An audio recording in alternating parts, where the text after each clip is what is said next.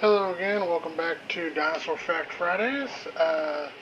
This time last time we did a dinosaurs of the North Pole, and this time we're following up with the dinosaurs of Antarctica. So first, this is our little recording park that I made that's loosely based on Jurassic Park San Diego. As you can see, I've added some things based on previous episodes we've covered back when we played Jurassic Park Operation Genesis. We still have our Troodon packed over here, and I've given them names for the most part. We've got Telltale, Tangelo, Burgundy, and Tigger, because he's got that tiger stripe pattern. And then over here is our little Morrison Formation. Now, as you can know, there's plenty more animals in Jurassic World Evolution than there were in Jurassic Park Operation Genesis. But I decided to only put in the dinosaurs we've covered so far, in case I decide to cover the additional dinosaurs such as like Diplodocus or Apatosaurus and other film in like other future episodes. As you can see, we have our Stegosaurus, Amarillo, Stego 5, Aranja, and then that's one herd. We have Chile. I think there's 6 of them. And over here we have our Camarasaurus. We have Hudson, which is a nice little white pattern. And then we have Everglade, which is a very swampy pattern, as you can tell. And then last but not least, I think I see him. How does the largest dinosaur in the park hide so frequently? But there are 2 Brachiosaurus in here. Hang on. There's 3 actually. Here we go.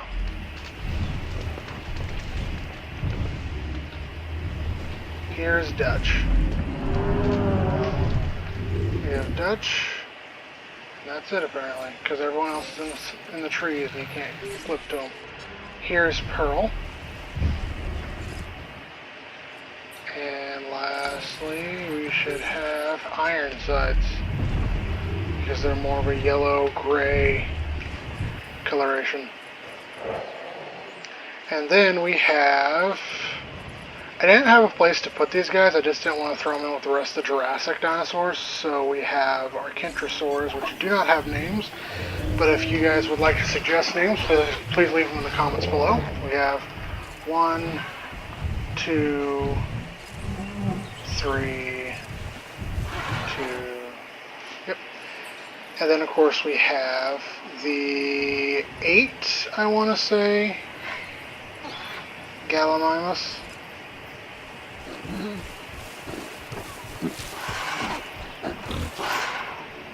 And then lastly,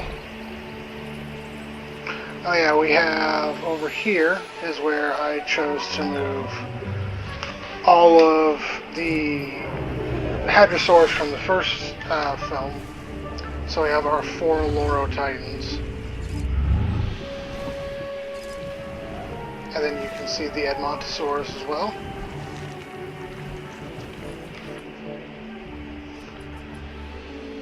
And then lastly, last introduction is we have our Velociraptors. We have Fennel.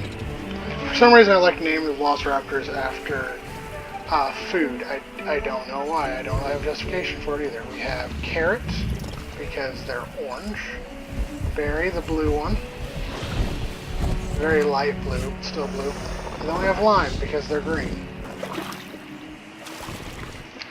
It's our 4 Velociraptor packs. And it's time for the dinosaurs of the day. So, we're going to be exploring Australia and Antarctica during the Cretaceous. Mostly because that's the dinosaurs we have in the game. I would cover dinosaurs like Cryolophosaurus, which is one of the first carnivorous dinosaurs ever found in Antarctica. and then the Australian Ankylosaurs, and Listrosaurs if we ever get in the game. But for right now, we only have 2, and I'm kind of stretching it to make 2. But we have Metabotosaurus. And there's a couple different patterns. There's this one, which is the basic skin coloration. Also basic. And then we have the woodland. This is very similar to what you could have seen in Walking with Dinosaurs. It's also the woodland pattern. This is the tanga pattern. Woodland. And the tundra is the orange. Like the odd one out there, the orangest one. So that covers everybody. And these are just the skins that I've unlocked thus far. Anyway, let's zoom in on... what one's the prettiest? Let's zoom in on Meta 04. I'm going to nickname you Camera, because that's who we're focusing on right now. Camera. So, back in the early Cretaceous, Australia was within the Arctic Circle, and was at this time one of the coldest places on Earth, with seasonal, warm, and very cold periods that dropped well below freezing. The variety of dinosaurs living in the environment also shows that these were highly adaptable animals and possibly warm-blooded. It's common knowledge that dinosaurs are more closely related to birds than crocodiles, and it's really, there's a lot of evidence backing it, especially the more bird-like dinosaurs having warm blood. Metaborosaurus was discovered in 1963 by a rancher named Doug Langdon, and was named for his hometown of Metaboro, Australia. Metaborosaurus was quite large, measuring around 7 meters long, or about 28 feet, making it one of the largest of the hadrosaurid dinosaurs in Jurassic World. Now, it's actually not a hadrosaurid dinosaur. It walked on all fours when feeding, and then a story, but could run on 2 legs.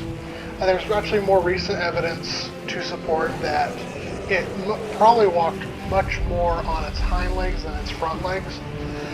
But for this game, they used the model of the more traditional hadrosaurs for Metabotosaurus. Metabotosaurus, you can see on its head, its defining feature is that massive nasal cavity. I liked in Walking with Dinosaurs how it would inflate and get bulbous to do their calls. I thought that was pretty neat. It may have and there's actually evidence to support that it may have possessed that inflatable fleshy bag. It could use as a display, communication, or even ideas of it using to intimidate predators. So far, 2 species of Metabotosaurus have been found with differing sized nasal cavities. However, some paleontologists consider these to be the male and female versions of Metabotosaurus, respectively, with the male having a larger display cavity, while the others theorize a smaller species is a younger specimen. Australia has only a handful of fossil formations containing dinosaurs compared to China or North America due to the lack of glacial activity that uplifts fossils from lower strata. However, a fair number of dinosaur species have been found. Metabotosaurus is special since it's known from an almost fully complete skeleton. There's actually only 2 dinosaurs in Australia known for fully complete skeletons, although there is one called, there is Opie the opaline paleosaur, which is a marine reptile that is completely opalized due to the interesting way it fossilized. Metabotosaurus was once thought to be an iguanodontid. However, scientists now believe it was a member of the Robotodontinae, a family of ornithopod dinosaurs. This branch of ornithopod dinosaurs retained primitive features such as more pointed teeth designed for slicing plants rather than chewing them down to the pulps as seen with other Cretaceous ornithopod families. Members of the Robotodontinae family lived in Australia and Europe, which were isolated from other parts of the world, while more advanced hadrosaurs spread across Americas and Asia. These guys, a neat fact about these guys in the game of Jurassic World Evolution is that they have one of the highest requirements, social requirements of any dinosaur in the park was needing 6 individuals. One dinosaur I've noticed come close is actually the Stegosaurus, which I'll show you over here. Stegosaurus needs a minimum of 5 or else they start rampaging. And I've dealt with them rampaging frequently. Especially in my build that I'll probably show you one day where I did Jurassic World Isla Sorna as a wildlife park using dinosaurs from the Michael Crichton second novel. The second dinosaur we're going to talk about is a carnivore. Allosaurus. Allosaurus is one of the largest and most prolific predators of the late Jurassic, as you will see right now.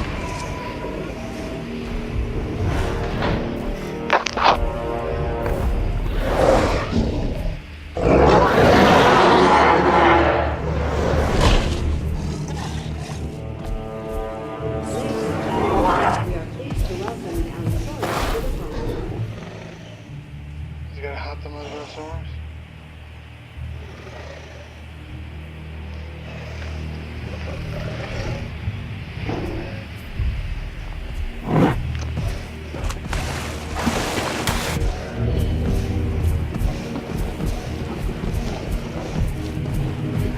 Yep.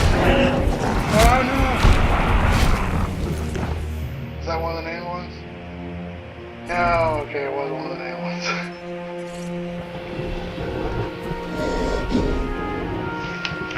Allosaurus like Jurassic has been found in North America, Portugal, and a debated specimen has been found in Tanzania, although some attribute it to being a different dinosaur now with more recent discoveries. The first Allosaurus fossils were found in 1877 by Othniel Marsh during the Great Bone Wars between Marsh and Edward Drinker Coe.